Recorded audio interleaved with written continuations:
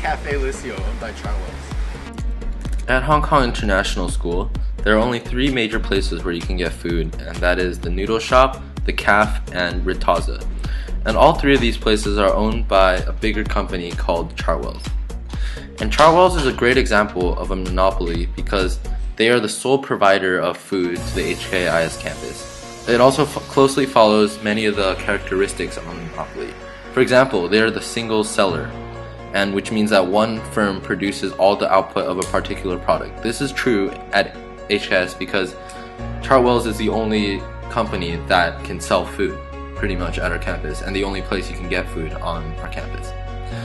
And there are no close substitutes because we have to buy it. And it is a price maker because it's the only provider of food on our campus. It can change the price to whatever it wants. And also, it's a blocked entry, which means that no other companies can come in and compete with them, which is also true because HKS has a contract with Chartwells saying that they will allow them to be the sole provider of food.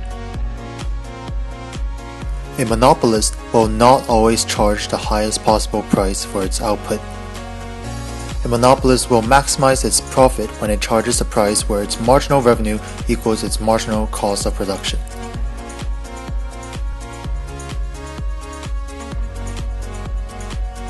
These are 3 different brands of ketchup.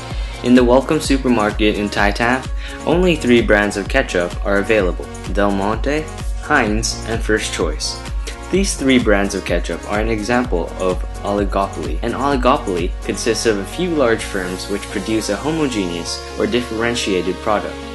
This means that there is a small number of competitors in the system. In this case, ketchup is a homogeneous good. In an oligopoly, firms are the price makers, as the change in one firm's output has significant impact on the market price.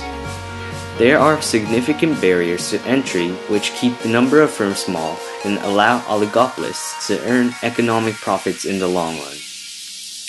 Firms will most likely use advertisements and commercials to sell their good. To achieve maximum profit, the marginal cost of the firm needs to equal its marginal revenue.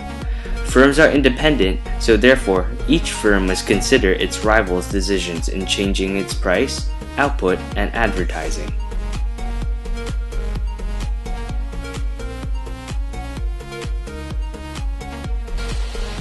These are many brands of water. A monopolistic competition is a market in which a relatively large number of sellers offer similar but not identical products.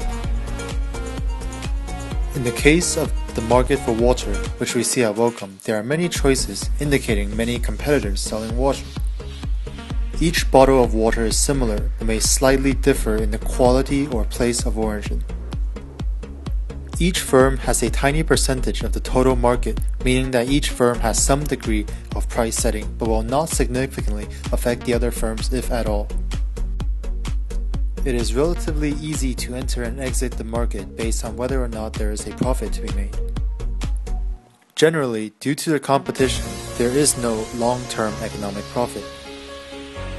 Strategies that firms in a monopolistic competition use include non-price competition such as advertisement and the use of differentiation through branding and packaging, often leading to consumer loyalty.